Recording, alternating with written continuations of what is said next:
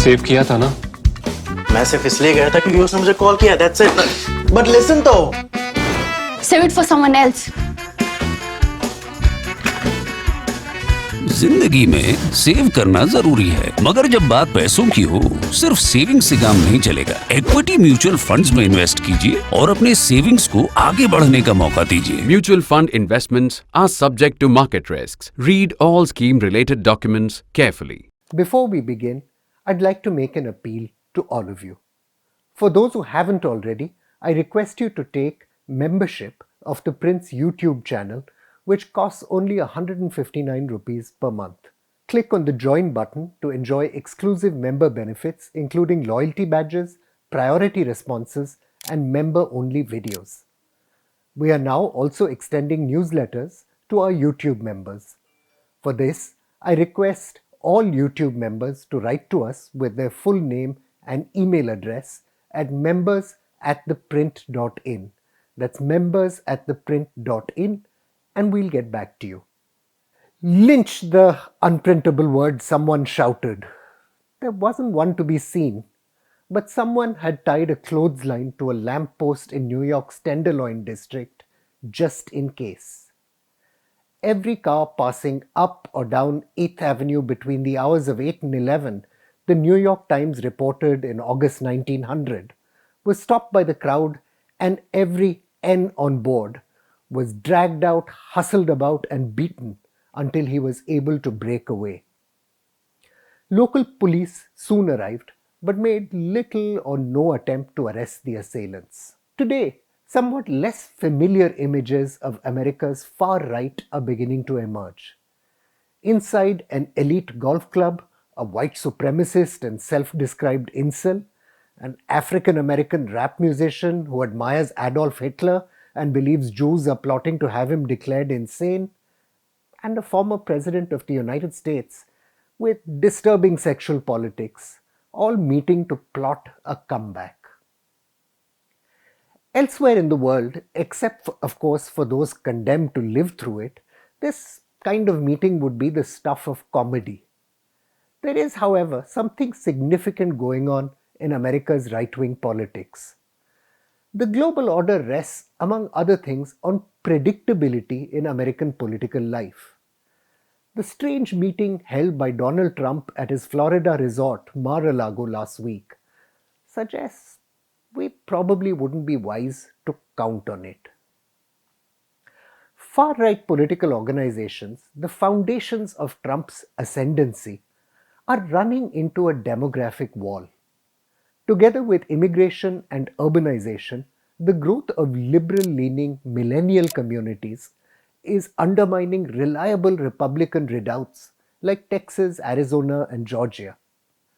The rising influence of young urban liberals, illustrated by the surprisingly robust performance of Democrats in right-dominated states in the recent midterm elections, will compel political change.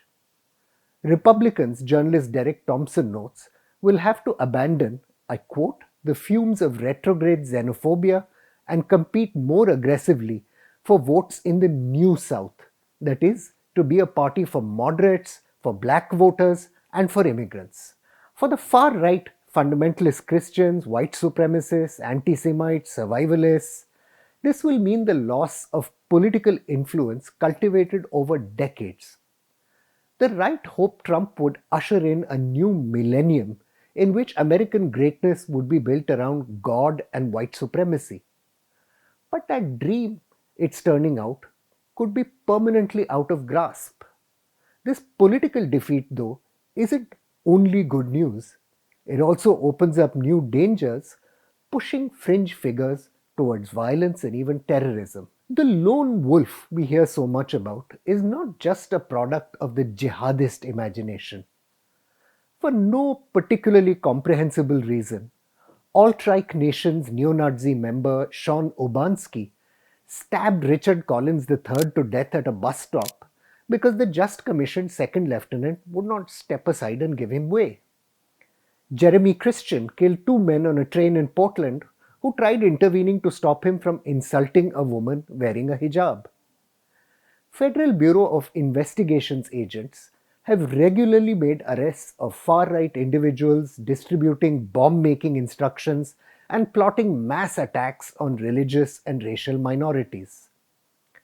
Far-right terrorism in the United States, criminologists Matthew Sweeney and Ali Perliger note, is in the main impulsive.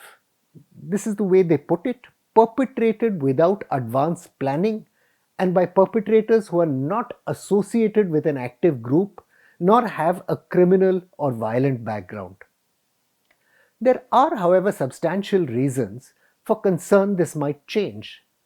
Kathleen Bellew, in a superbly researched book on extremism inside the United States military, observes that America's long wars have given rise to angry brotherhoods of former soldiers who are convinced they were only denied victory by a corrupt political system.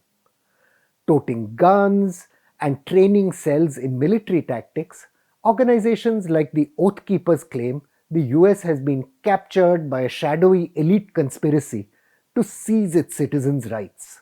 Following the German defeat in the First World War, anthropologist John Connor has noted, similar brotherhoods of former soldiers had gravitated towards the Nazis, creating a paranoid ethos in which they imagined themselves to be the last defense against barbarism.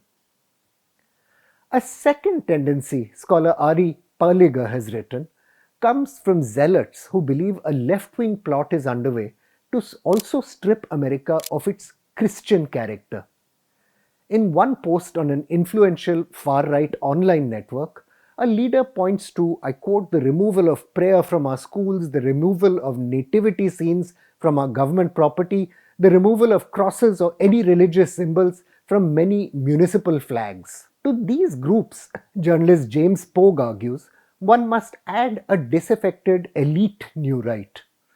He calls them bro-ish anonymous Twitter posters, online philosophers, artists, and amorphous scenesters in this world are variously known as dissidents, neo-reactionaries, post-leftist, or the heterodox fringe.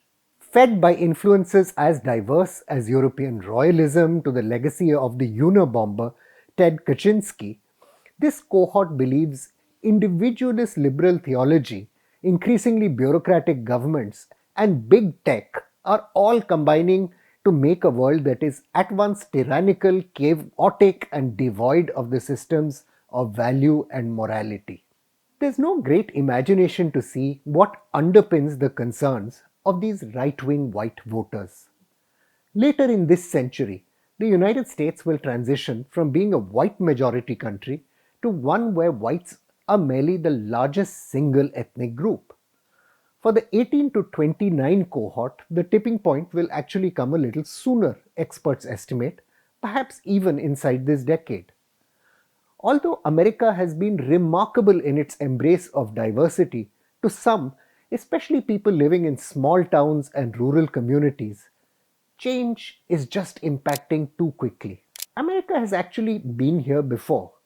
From the 1850s to the 1870s, from 1915 to the 1920s, from 1950 through the course of the civil rights movement, America's white nationalists used large-scale violence to repress black claims to equality. In almost all the states where slavery has been abolished, French diplomat Alexis de Tocqueville noted way back in the 19th century, the Negroes have been given electoral rights, but they would come forward to vote at the risk of their lives. He added that the black man, I quote, is allowed to worship the same God as the white man, but he must not pray at the same altars. Things weren't even that different in the liberal North, the work of scholars like Desmond King and Stephen Tuck suggests. In population-adjusted terms, black Americans were pretty much as much at risk of being lynched as they were in the South. For his supporters, scholars Roger Smith and Desmond King have noted, Trump promised white protectionism. The measures he promised included unconstrained policing, weakened civil rights enforcement, and reducing immigration. Instead of merely vetoing affirmative action programs, Trump stressed active measures to to protect those deemed white against perceived inequities. Fears that racial conflicts could undermine America had led President Lyndon B. Johnson, against his personal instincts and beliefs, to push for equality. Although real gains have been made, neighborhoods and cities are still segregated in many areas. Every third black family has zero or negative wealth, and 1 in 3 black children lives in poverty. Frank Edwards, Hedwig Lee, and Michael Esposito have shown that black men and boys are more than twice as likely to be killed by police than whites. As it enters a period of heightened strategic competition with China and Russia, the United States needs to address these problems. But in the process of doing so, it risks having to confront whitelash. Even though the midterm elections have seen the defeat of the most extreme elements in American politics, the bizarre meeting at Mar-a-Lago tells us all is still not well with American democracy. Fighting an existential battle for survival, the Republican movement is divided between centrists willing to see reality and rivals who are willing to make common cause with the most reactionary fringes of American opinion. The fate of American democracy rests on the outcome of this struggle. As America prepares for a long geopolitical struggle to contain China and ensure its primacy as the world's greatest superpower, only one thing can cause it defeat, and that's America itself. I'm Praveen Swami, and I'm National Security Editor of ThePrint. Thank you for watching Security Code.